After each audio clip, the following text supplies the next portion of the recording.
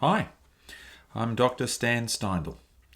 Welcome to another episode of Compassion in a T-shirt, where we explore all things compassion and self-compassion and what it is to be a human being. Today I'm thrilled to speak with Dr. Bruno Cignacco, a pioneer in compassionate business practices. Bruno is an esteemed international business consultant, TEDx speaker, lecturer, best-selling author. With over 30 years of experience, he's advised and trained hundreds of companies in international trade activities and social marketing. His work is driven by a passion for incorporating compassion into core business operations. He transforms traditional business models into human-centered enterprises. In today's episode, we delve into Bruno's latest book, The Art of Compassionate Business: Main Principles for the Human-Oriented Enterprise. This book challenges long-held assumptions about business dynamics and offers a refreshing perspective on how businesses can operate more humanely and with humanistic love. Bruno shares insights on how to view employees as individuals, embrace competitors as collaborators, and foster creativity within a compassionate business framework. Get ready for an enlightening conversation that could transform the way you think about business. And so I bring you Dr. Bruno Cignacco.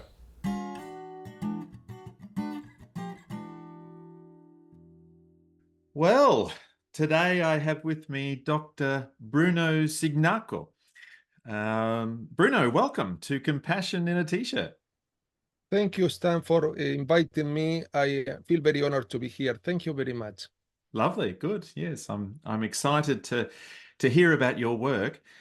What inspired you to write The Art of Compassionate Business? And I know that there's been a first and now a second edition. So, yeah, how have things changed as well since the first edition? Yes, very interesting question. Yes, I read an article a while ago, many years ago, on Harvard Business Review that was called The Human Moment at Work. And in this article, there were a lot of insights about how can people can connect to one another on a mental and an emotional level. And I haven't read so much about this. Most of the business topic that I read, they are talking about strategy, tactics, budgets, costs, profit, market share, all what we call the key performance indicator. And this author was talking about developing strong, robust bonds with different stakeholders, especially with colleagues.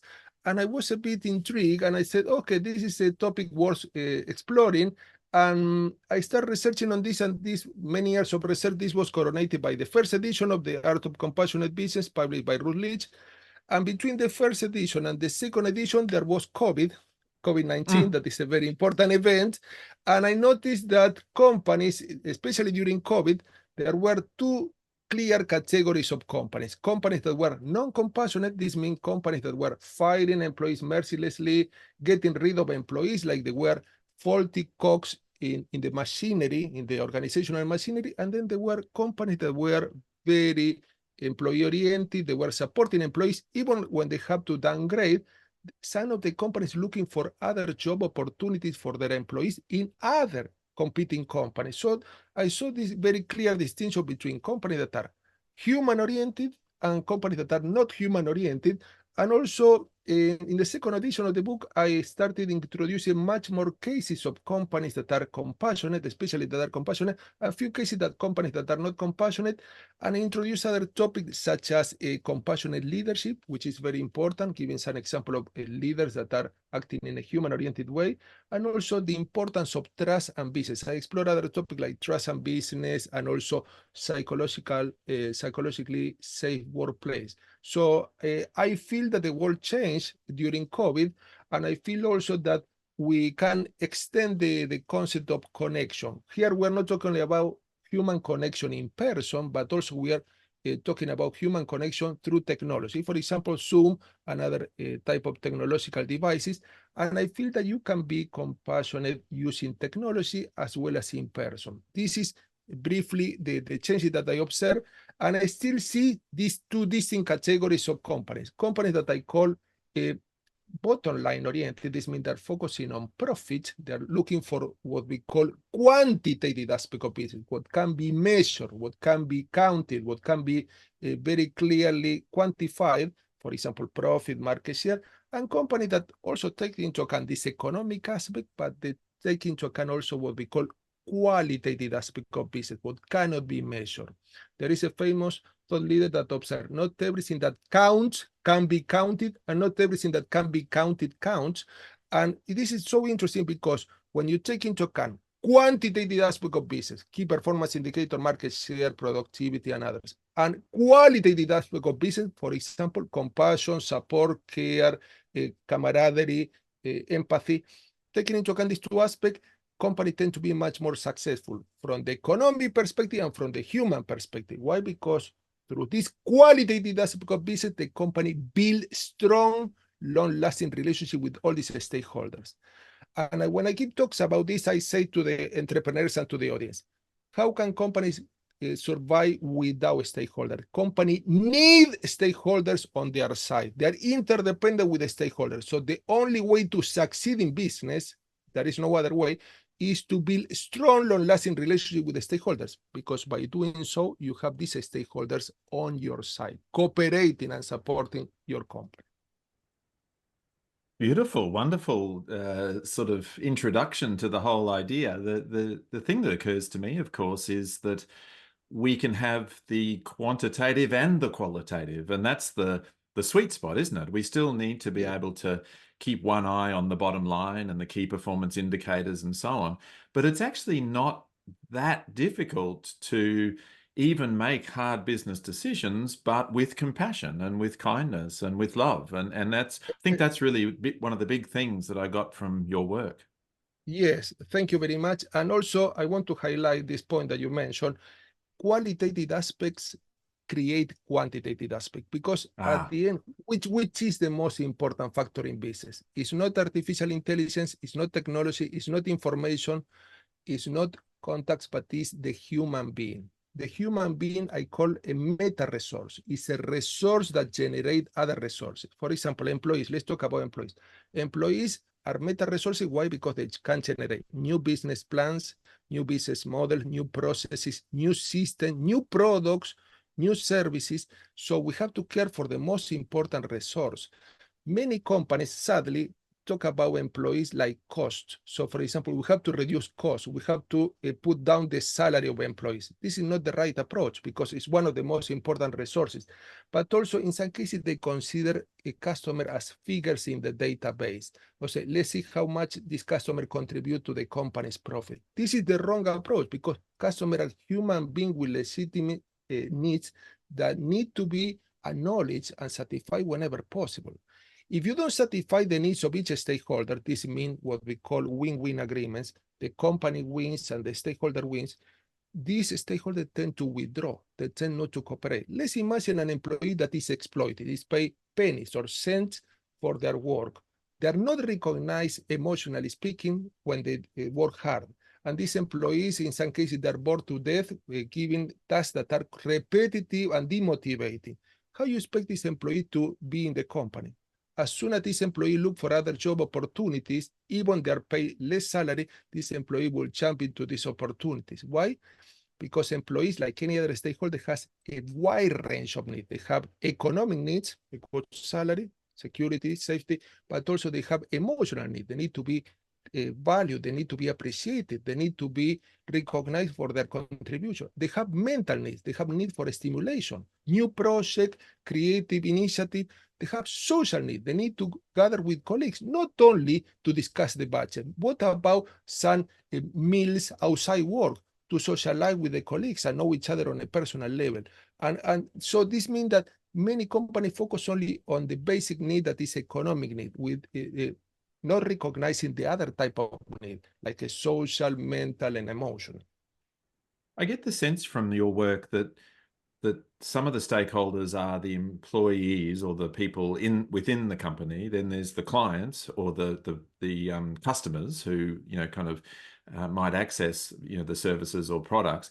But then there's the competitors as well. They're kind of almost, well, they're a stakeholder too in some ways, and there are certain traditional business assumptions that sort of see a lot of that as adversarial or something like that. What are some of the traditional business assumptions that you've been kind of working against or with in this area? Yeah, yes. Most of the companies have this assumption. For example, other companies are threats. So other companies need to be, for example, outpaced, or you develop a strategy to compete with other companies. So this is like some zero game. So you win and the other companies lose it. But what happened? We have some example of company, for example, in the airline sector, Virgin Atlantic, that is a very renowned company, and this company developed partnership with other airlines. You can say, how can this be? Yeah, they develop partnership with other airlines, with other competing companies. Why? Because they want to offer their customers with a wide range of destinations. So if they cannot cover a destination, supposing that they don't go to Australia or they don't go to another destination, they having this partnership and this network of contacts with other partners that are competing companies can help add more value to customers. So the concept of competitors in some cases is used in an adversarial way, as you mentioned, but also many companies use other companies as benchmarks. What can I learn from this company? Supposing that the company has practices of excellence and they are serving customers in a very outstanding way and they have the best quality. What can I learn from this company? Can I do better than this company?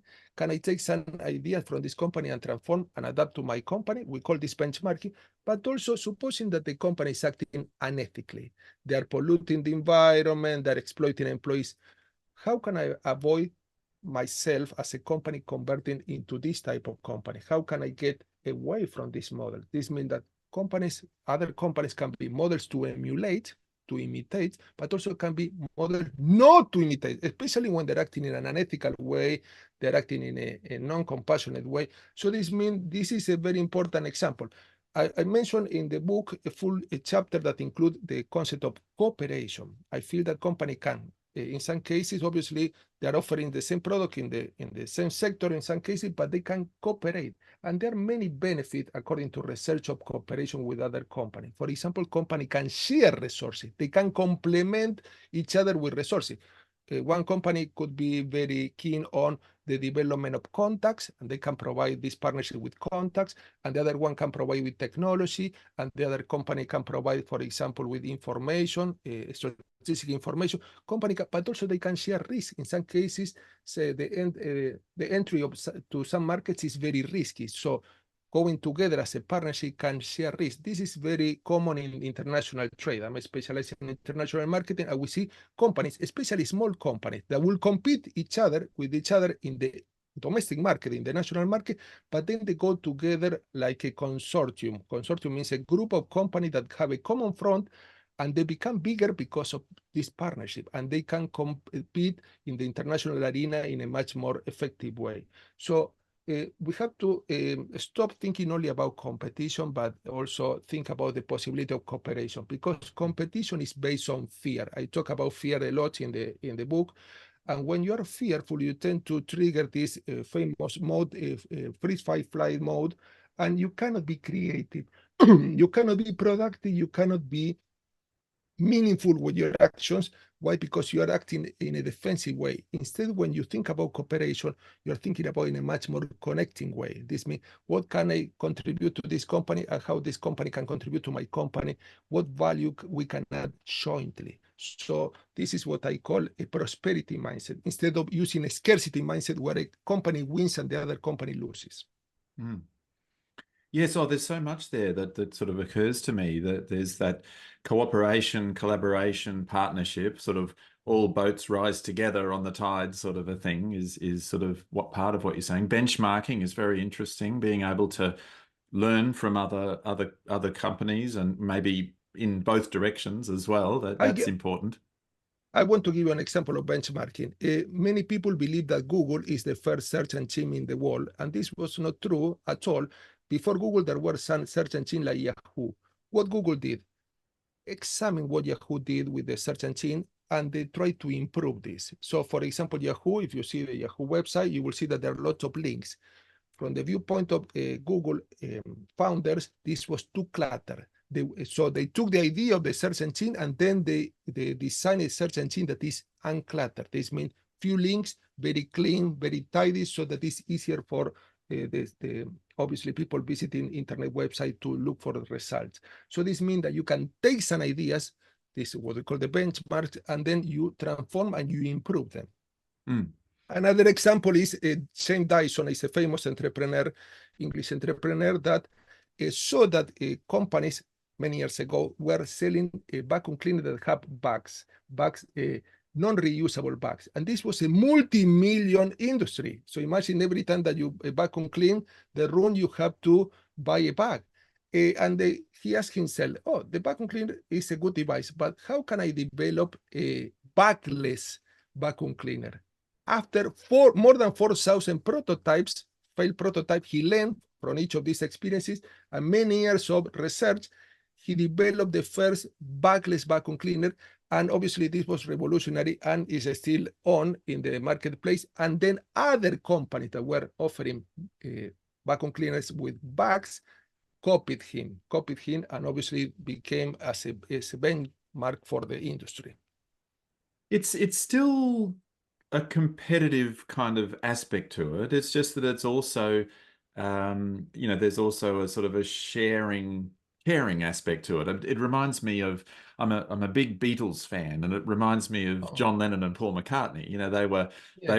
They would really sort of bounce off each other, wouldn't they? And every time they would improve. And it's a bit like that with companies as well. Yes, and I like the Beatles too. We can say that the Beatles and the Beach Boys were looking into each other compositions. Why? Because they want to improve, taking into account the standard of each other, the high quality standard of each other. Yes. They wanted to improve the next composition. So I listened to an interview to Paul McCartney, and he was saying that they always were looking into the Beach Boys, not to compete, but to see what they were doing so well in order to improve it.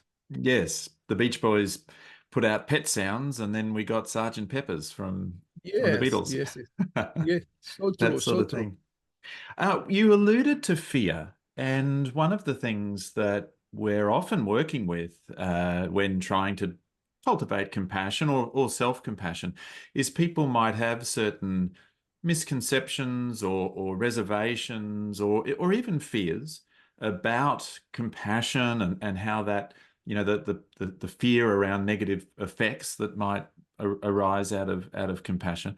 What have you noticed there? What are some of the common misconceptions or even fears about compassion in business? Yes, let's talk about fear in general first, and then we talk about fear and compassion. What I see when I advise companies is a lot of fear-based workplaces. According to research and according to my practice and my experience, what I observe that fear-based workplaces cannot be productive, cannot be cooperative, employees don't feel that they're contributing in a meaningful way to the company's mission. Why? Because people are adopting this defensive attitude. They mean there is in this company what we call the dark side of politics. One-upmanship, turf wars, favoritism, and also in some cases gossiping, and all this cannot contribute to what I call lab-based workplace. On the contrary, employees working in this what we call psychologically unsafe workplaces tend to leave the company very easily. These companies that are not having a compassionate workplace, people are not supporting one another. People feel very cautious when sharing resources with one another. And also employees, in some cases, they don't want to go to work. Instead, what I observe that according to research, according to my experience, when the workplace is loving means when people are acting based on principles such as kindness, care, compassion, camaraderie, loyalty, commitment, engagement.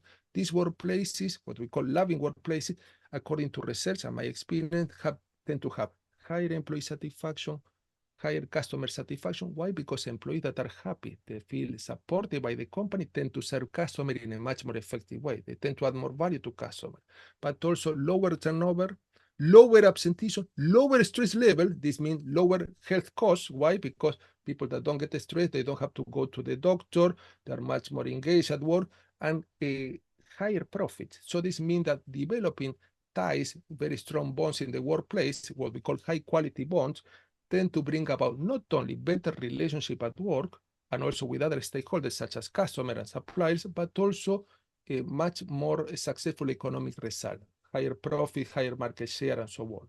The relationship between compassion and fear is very clear. You cannot be fearful and compassionate at the same time. Why? Because when you are compassionate, you are connecting to others. When you are fearful, you are disconnecting from what is threatening, what is considered as a threat.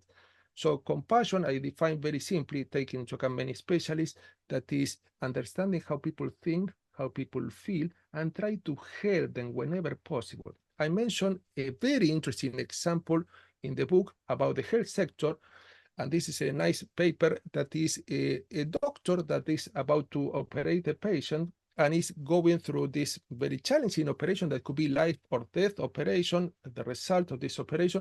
And this doctor have a 1 minute conversation before the operation to calm down, to soothe this patient. And the testing with this conversation, 1 minute conversation, and without this 1 minute conversation, the doctor, when they went through the operation, before the operation talked to this patient for 1 minute, they have to apply less anesthesia during the operation, and the recovery period was shorter. Only 1 minute talk to calm down this patient. So this means that has very clear impact on in this case, the stakeholder will be the patient, will be the customer, but also there are many other examples of companies that are compassionate. I also mentioned an interesting example. Let's imagine that the company has a good relationship with the supplier, and this supplier is delivering the inputs for this company late. If we look at the contract, if we look into the fine print of the contract, this supplier might be penalized. This means that we apply the contract strictly and we are not compassionate, we will penalize the supplier, for example, fining them because they deliver the goods late. But if we act in a compassionate way, we will have a conversation one-to-one to know what problems this supplier had and try to help them avoid this problem in the future. Why? Because we don't want to penalize them. We want to strengthen the bond with the supplier. Why? Because we need the suppliers and the supplier need us. So we need to have the supplier on our side. So two different approaches. When you are compassionate, you try to strengthen the relationship with different stakeholders, like the case of doctor, in the case of this company with the supplier. But also when the workplace is compassionate, the employees feel that they're supported. This means that the perception of the workplace is positive, but also they also feel that the company as a whole is a company that is human-oriented. What allow this employee to contribute to this company in a meaningful way. In some cases, going beyond what is set up by the contract. For example, working extra hours, unconditionally contributing to the company with creative ideas. So when company, there is a principle of social reciprocity. When a company treats employees and other stakeholders in a caring, in a supportive way, in a compassionate way, these employees tend to respond positively. When you treat them in a dismissive way, when you don't care for them, when you comment about them like costs or resources, I don't like the concept of human resources. Resources can be used and misused. When you talk about customer as a figure in your database, well, you are dehumanizing these stakeholders, and obviously what you expect for them to contribute to your company? No. If you dehumanize customer and you try to take advantage of them, they will leave negative reviews online. They will push other potential customers away. This employee will work by the book and might even leave the company. Why? Because their emotional needs are not satisfied. They don't feel that they count, that they're valued. So being compassionate, being supportive with other stakeholders, bring about a positive cycle of reciprocity. This means you support others, you consider that they're human beings, and when they face challenges, they need to be supported. Why? Because this could happen to all of us. This is the commonality with all companies and stakeholders, but also they tend to contribute to your company in a much more meaningful way. Yeah, there's actually, that's the fourth stakeholder, isn't it? There's the employees, the customers, the competitors, the suppliers. You know, even there we might develop that compassionate kind of approach. And I appreciate your definition there, that the ability to be sort of aware and understanding of the thoughts and feelings of others and being kind of motivated to be helpful, I guess, wherever Yes. possible. That's kind of how you're seeing it. How have you found, well, for example, I guess managers or CEOs or the higher ups, how easily do you find that they're convinced about all of this? Are you able to convince them of the positives of this approach, or is there a bit of resistance there sometimes? There is a bit of resistance. Sometimes depend on the company. When the companies are bigger, in many cases tend to be much more resistant because they are more bureaucratic, more structured, and the contact between different stakeholders within the company and outside the company is more impersonal. But also you see that companies that have a lot of projects, simultaneous projects, tend to have what we call time scarcity. This means they feel that they don't have time to be compassionate. They say, I cannot be compassionate. I have to serve my clients. I have to pay the taxes. I have to pay the bills. But we saw that takes only 1 minute, a 1 minute conversation to get into a compassionate engagement with others and helping others.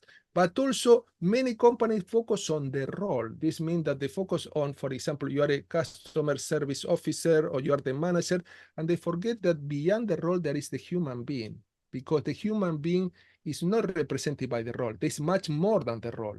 For example, I see some companies that they don't allow employees to talk about their emotions. And when you don't talk about their emotion, they tend to be repressed or suppressed, and they might come up in a very unwise way.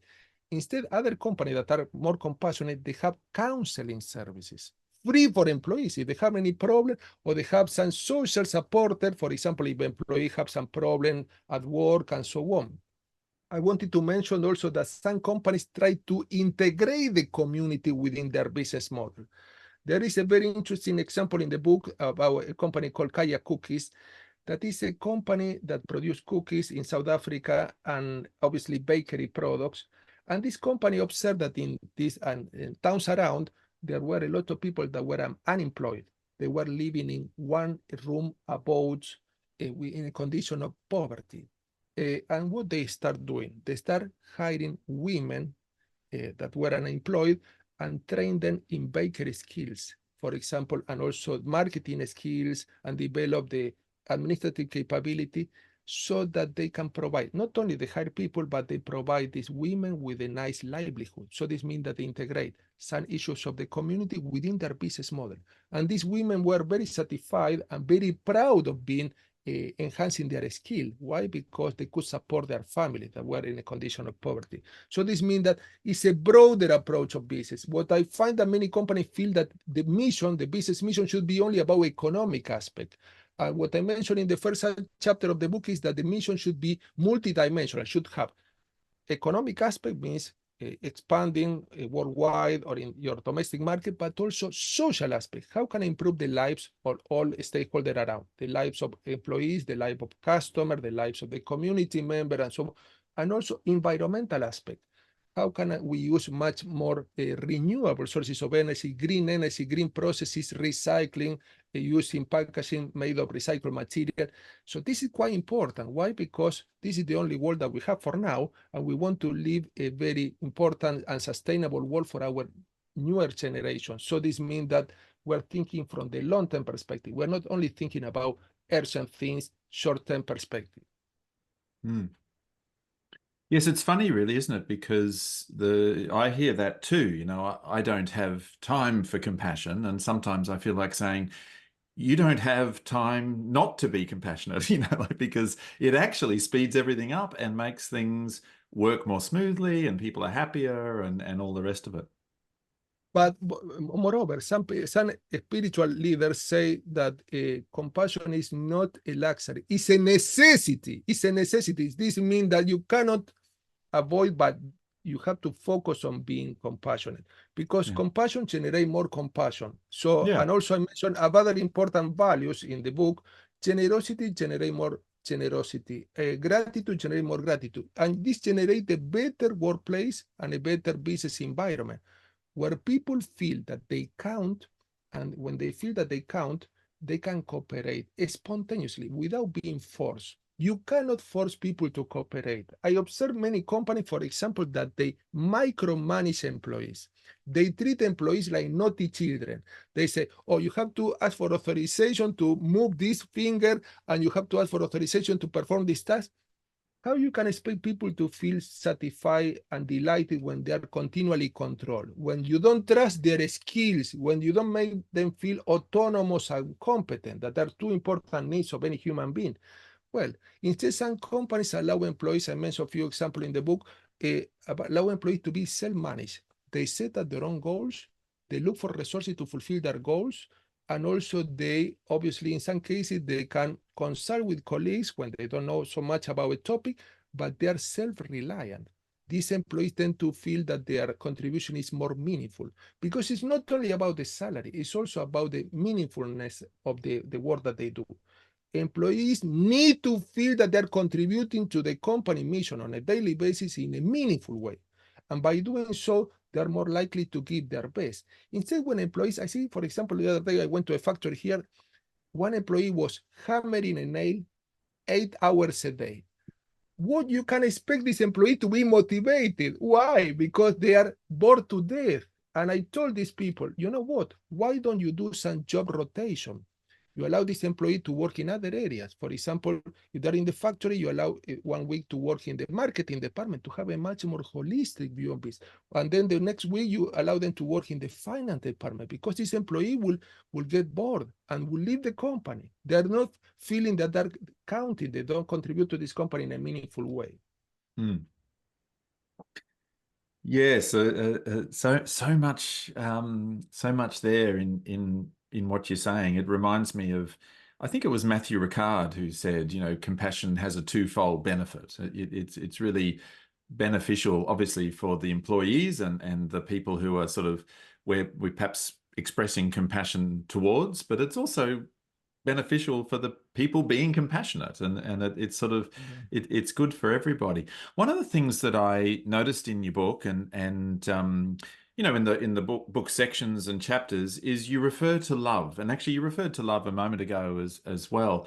Oh, And I'm okay. curious about that because obviously love is often people have certain preconceived ideas, I guess, of what love might mean, or that sort of thing. How are you kind of using that term, and where does it fit with compassion in your mind?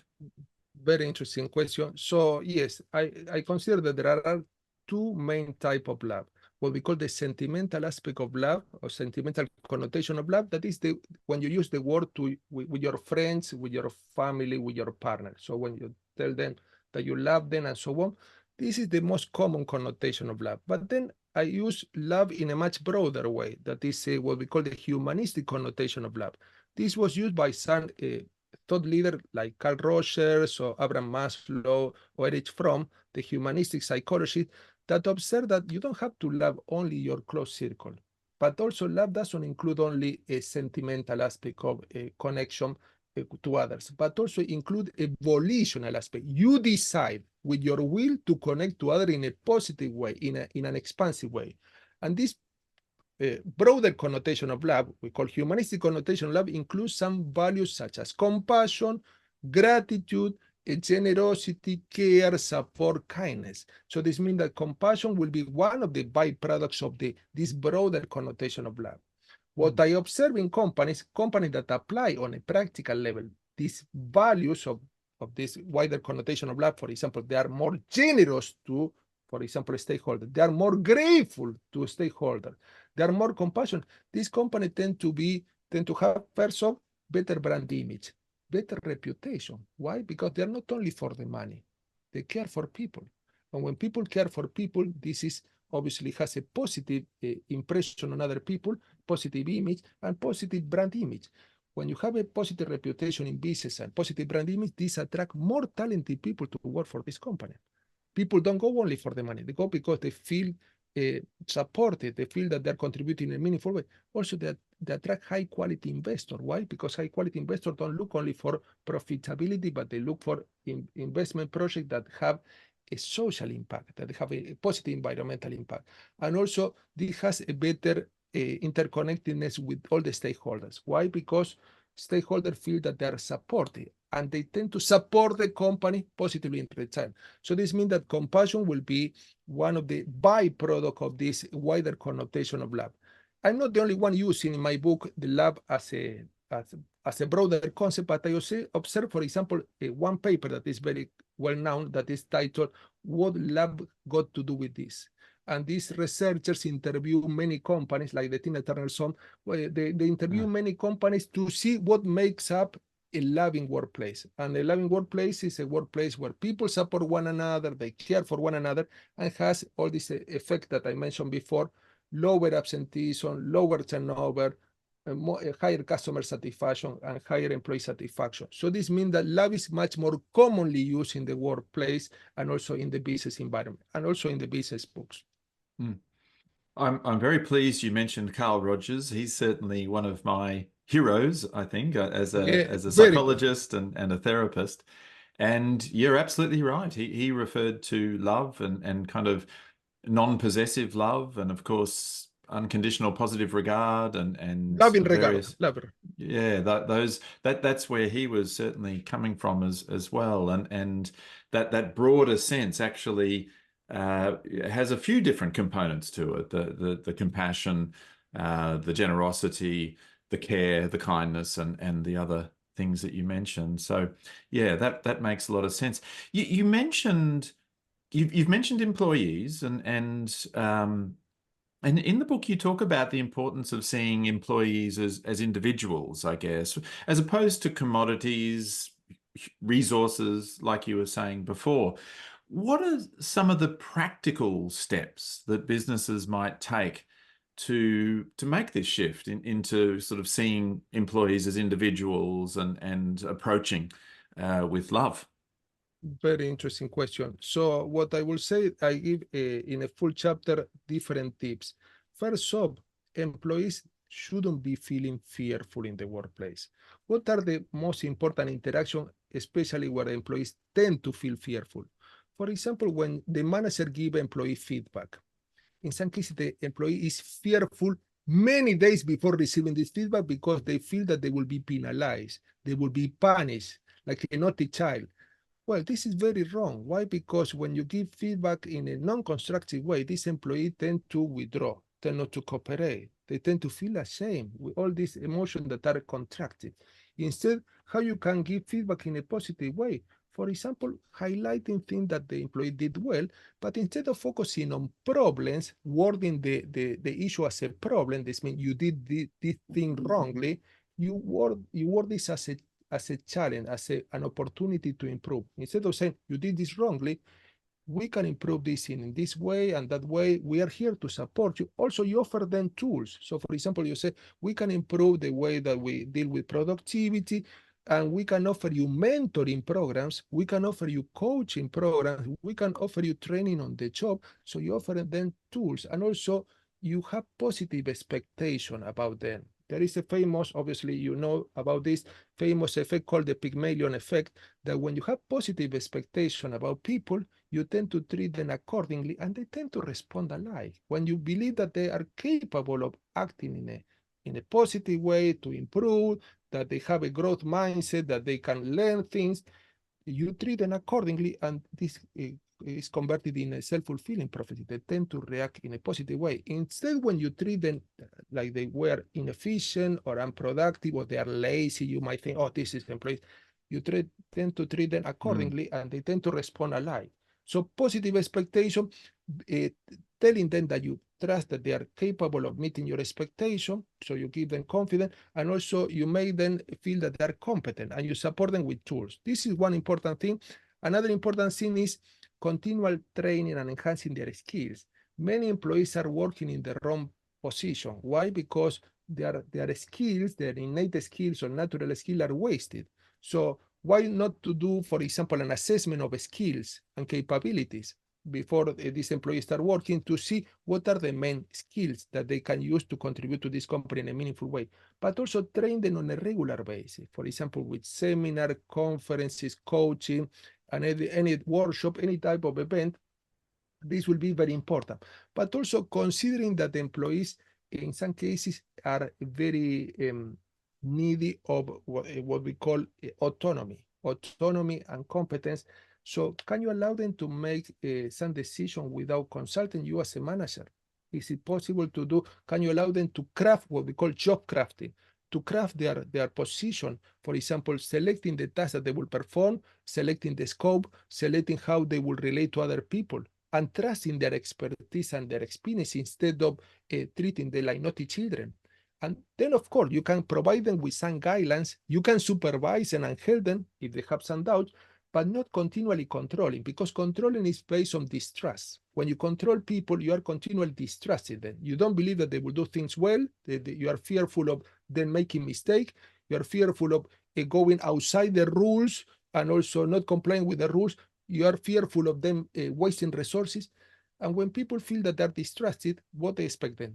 To cooperate? No, distrust generates more distrust. We want a trustworthy workplace, a trust-based workplace, so where people can connect to one another and can contribute with their best resources, their best potential. So this is quite important, but also when you make employees feel well, not only from the economic perspective, but also you make them feel recognized. For example, many companies, what they do, they organize public events where they highlight the achievements and they name the persons that contribute to this achievement, to this project, to this objective, and they might give an award maybe to this person publicly.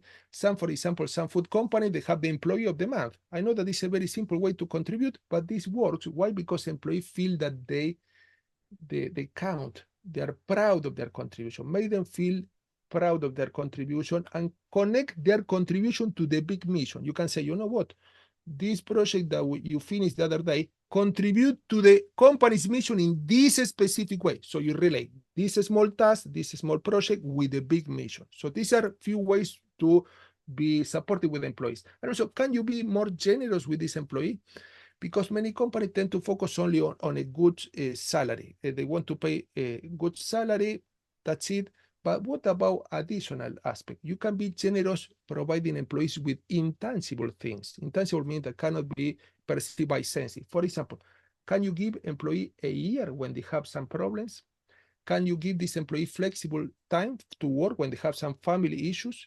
Can you give this employee mentoring? Can you give some technical advice? Can you provide this employee with contacts that are relevant to them or relevant information? So companies that are generous, according to research and my experience, tend to bring about more generosity in the workplace, because when the manager and the company itself is generous with employees, these employees tend to go the extra mile. They tend to work harder without being asked. Why? Because they feel that they are recognized. The heart is stood and is taken care of.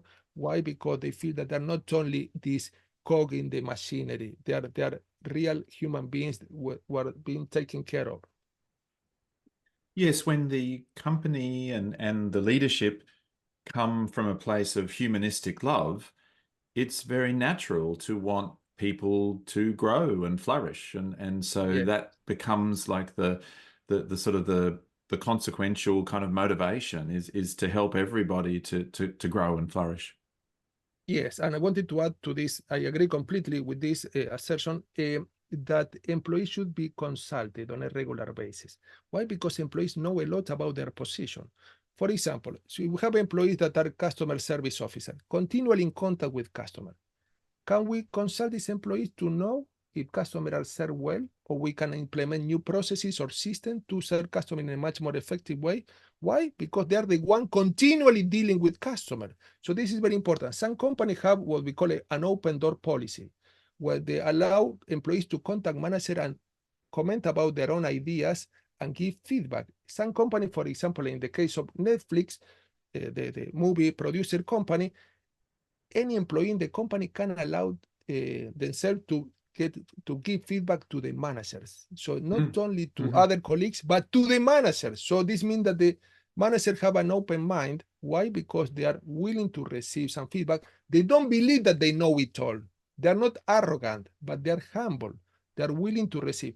Many companies, I mentioned a company called Target, that is a merchandise retailer, very big chain with hundreds of thousands of employees, 100,000 employees or more, that this company conducts service on a regular basis in order to get feedback from the employees about the workplace, condition of the workplace that can be changed and improved, and also about customers that are obviously how they can be treated in a much more effective way, how can they be delighted.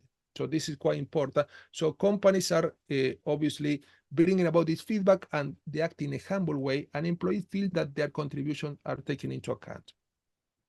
Let me give you a sort of an example of someone that I've been working with, and just see what you think. It's someone who's a lawyer, a man who's a lawyer. He's sort of midway in his particular legal firm, and he literally said to me that he certainly doesn't worry about, kind of threats from the opposing lawyers. That's fine. That's a known threat. I can deal with that. I don't feel any particular threat from the client or the person that I'm trying to represent, because, they're really wanting me to, kind of be on their side, and that all sort of works. Where the threat comes is my colleague in the next room, who is going to try and take my clients or win work off me, or there's a kind of a culture, I suppose, there of really very relentless competition that seems to be going on. What No, are your thoughts there? What comes to mind in that sort of a scenario? I have a few thoughts on this. I feel that the approach is wrong. I don't want to criticize this person. I don't know, but it's wrong. Why? Because when you are fearful of colleagues, you cannot cooperate, you cannot trust them. And we see that most of the business projects, most of the endeavors in business are interdependent. You need colleagues, you need to interact with colleagues. In some cases, you need some information, you need some contacts, you need them to help you with some aspect. And when you are fearful, this is what we call the negative side of politics in an organization, you try to outpace each other. When you try to outpace each other, you are competing. And this means that you cannot be loving, you cannot be compassionate, you cannot be trusting, you cannot be supportive, and you cannot be grateful either. So this means that you cannot create a relationship. Why? Because obviously you want to satisfy your needs, and you're fearful of them satisfying their own needs at the expense of yours. So it's a win-lose. This is a win-lose approach. Instead, what is will be the alternative way of approaching this? Having an honest conversation, explaining the fears to the other person, and also clarifying, clearing the air, and also explaining that they can work together, looking for common ground.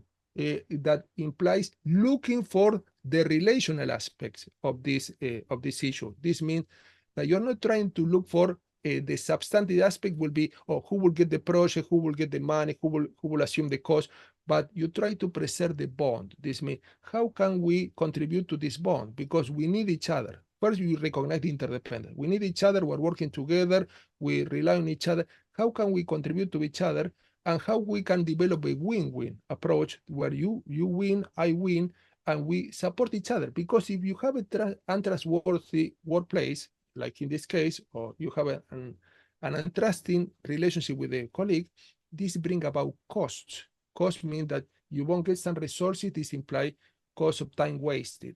In some cases, you might have to sign a contract, you say, with this colleague to see, okay, these are my conditions, this is very costly. Instead, when you have trust-based bonds, costs are reduced. We call transaction costs. Cost of contracting might not be needed.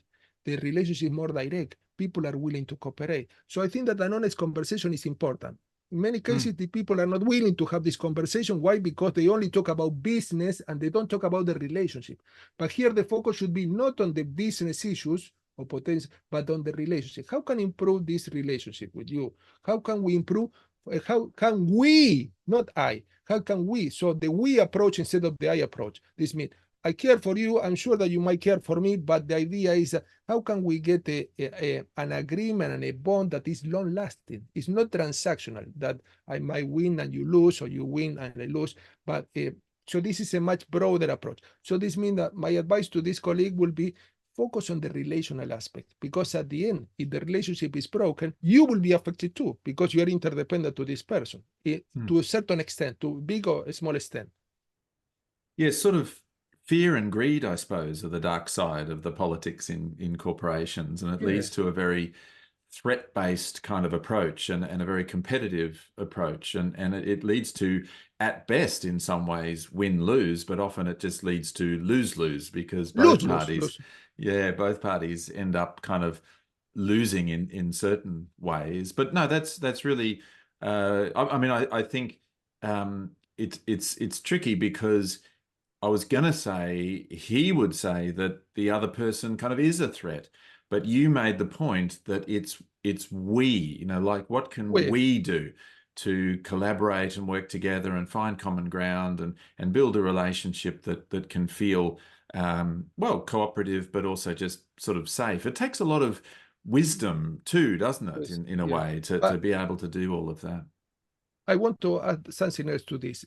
Also, there is some research that when people in the workplace, like in these two colleagues, act in a kind way to one another, in a cooperative way, customers are feeling that this workplace is kind, supportive, and customers are more likely to get committed to this company. Why? Because people are acting in a coordinated way to serve them.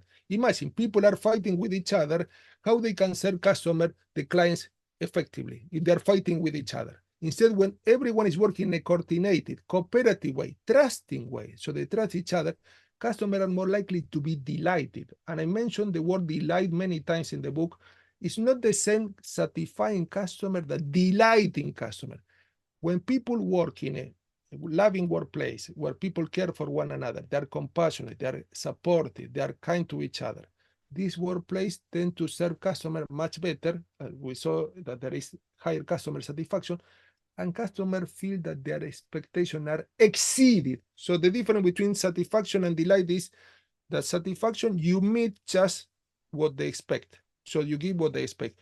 When you are obviously in a workplace that is much more meaningful, supportive, people are much more compassionate to each other, these people, these employees tend to serve customer in a much more delighting way. They tend to exceed customer satisfaction.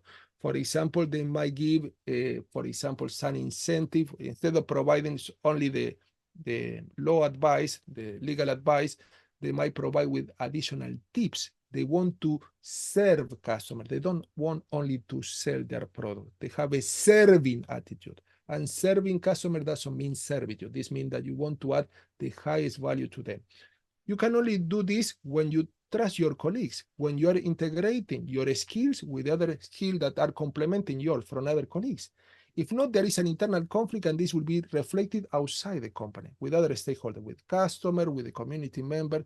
So there should be a common front when people work cooperatively in a trusting way. You save costs, things are quicker, people are feeling much more comfortable, and also you develop this psychologically safe workplace, which brought about, as we mentioned before, a lot of benefit within the workplace and outside the workplace. It really occurs to me as you're talking that you use the word stakeholders, I suppose, but in a way, the other word is just people and People, relationships, isn't it? Like whether it's within the organization, with customers, with suppliers, with competitors, with investors, with the community, it's all just yeah. people. Yes, yes. There is an interesting author called Freeman that observed that we're not talking about stakeholders. We're talking about flesh and bone human beings with families, with problems, with expectations, with dreams. This is beautiful. Why? Because in most of the workplaces, you tend to focus on the differences. Differences mean Mm, differences in the roles, authority, hierarchy, and also differences between the role within the company, for example, employee and customer.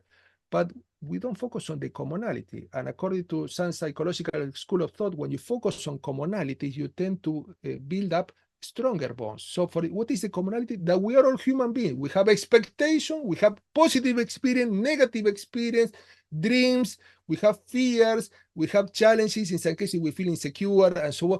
When you connect to a much more basic level, this means what gets us together, human beingness, you tend to build much stronger bonds. However, people by default tend to focus on differences. You are the manager, I am the subordinate. I am the customer service officer, you are the customer. So, and these roles, in some cases, we saw that they don't reflect the human being. So these are mm, only a very small part of the human being.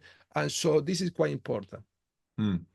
We were speaking just before we started recording about the YouTube channel and the sort of the efforts that that I'm putting in with compassion in a t-shirt, and it's a similar thing. We in the YouTube world we often talk about the algorithm, but of course the algorithm is just people too. It's just people who have a relationship with you and with your channel, and it's actually a really sort of profound idea for us to in all sorts of endeavors in our life. Actually, it's human endeavors, and it's with people, and it's around relationships. And so, what else but compassion in some ways? Yes, yes. And also, I agree with your assertion. What I want to say is that people, in many cases, by default, in some cases, because they don't have a sense of awareness, they tend to dehumanize others. For example, I give you a very simple example. You go to a restaurant and the waiter will say, oh, bring the food to table 4. It's not the people sitting at the, Oh, yes. this is a very subtle thing we use in our vocabulary. Or, for example, this account, for example, you have a bank manager and say, oh, this account is to be closed. No, this is not an account. It might be an organization with families behind that are sustaining this organization. So this dehumanization is in our current language, in our common language, and this also tends to have effects on how we treat people. If you say that they are a table instead of people eating and having a good time, how you would expect to be treated. So this means that we have to be aware also of our vocabulary. Vocabulary is very important because in business we use a lot of what I call word-mongering vocabulary, strategy, tactics, competing, beating others. How you expect to cooperate if you use this word from the military sector? So this means that you cannot cooperate. However, you see other business books that are using much better words, much more insightful words such as cooperation, alliances would be very important. So that make people feel that they can connect to others in a much more meaningful way. So tell us a little bit about humanistic love, creativity, and a healthy business environment. Very, very important. Well, according to research, when people feel positive emotion, they're more likely to expand their resources, including intellectual resources such as creativity. So creativity is more prone to happen when people have experience a positive emotion. Instead, fear, for example, a much more contractive emotion, make people feel focused on the threat or something that is threatening them. So this means that the connection between creativity and positive emotion and positive values, including compassion, will be that when you allow the workplace to be much more compassionate, when you foster a much more supportive workplace, a much more loving workplace, this workplace tend to feel, for most people, that is more cooperative, but also people tend to act in a much more productive and creative way. But many authors will say that creativity is an act of love. You bring something into being because of the love of this creative process. But also creativity could be used in a loving way. I mentioned some example. I will give you an example now of companies that use creativity to add value, to improve the community, to bring about a positive impact on the community. There is an interesting example of a company called Hippo Roller. It's a social enterprise that is obviously providing with what we call a container, 90-liter container that is rolled with a handle over the floor with the axis, and also this container. How they use this container? Why did they design this container? They observed that in many less developed countries, for example, some African countries, women and girls were taking most of their day to collect water for sanitation, for irrigation, and what they were using? They were using buckets. They were using buckets to collect the water.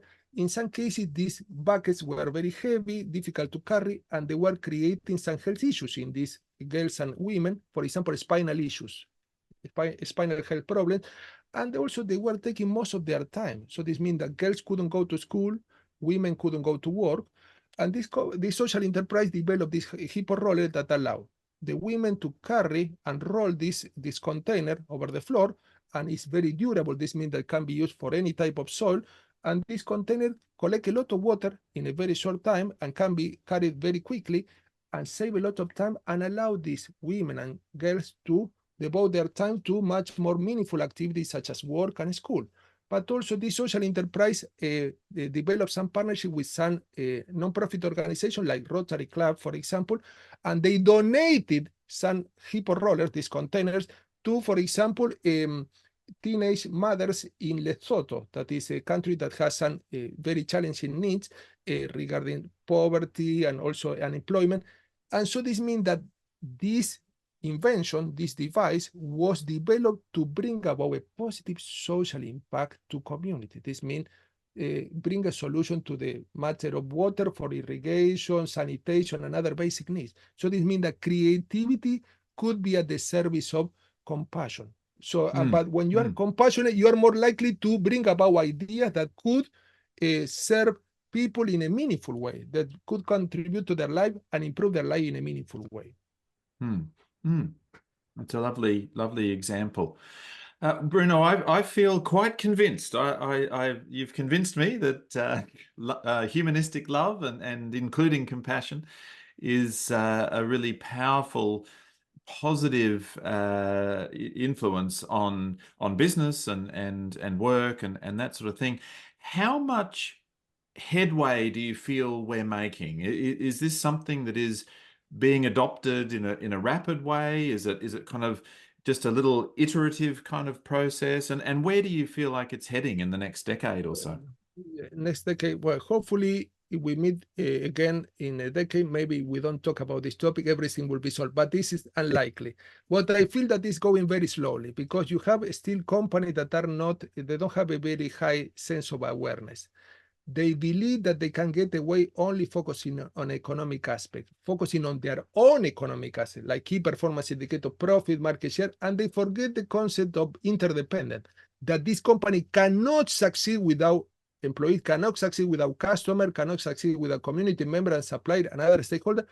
And in order to succeed, they need to build this mutually beneficial relationship with the stakeholder, robust relationship with stakeholder, long-term relationship. So I feel that some companies still are behind. Many companies are still getting aware of this, but companies also are aware that when you are compassionate, when you are socially oriented, when you are environmentally friendly, this brings about better reputation.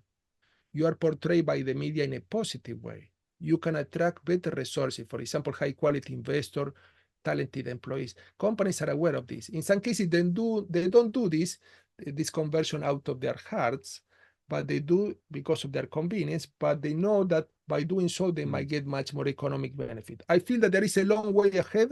Maybe in 20 years' time, we talk about this and say, oh, you remember, Bruno, this book is already outdated. This is my dream, but I know that this is unlikely to happen. Maybe in 20 years' time, we're still talking about this topic, but it's a promising pathway that we see that many companies, what I observed, that many companies are obviously catching up with this new way of perceiving business. We call this a much broader way of perceiving business, which includes economic aspect. Well, don't say that we have to sacrifice economic aspect and people and the planet. We call the 3 Ps: profit, people, and planet. None of this is more important than the other.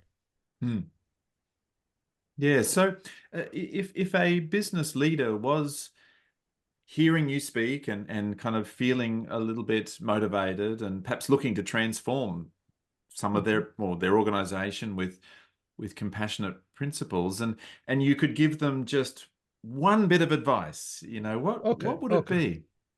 Well, first off, treat employees and other stakeholders as human beings. How you can do this on a practical level?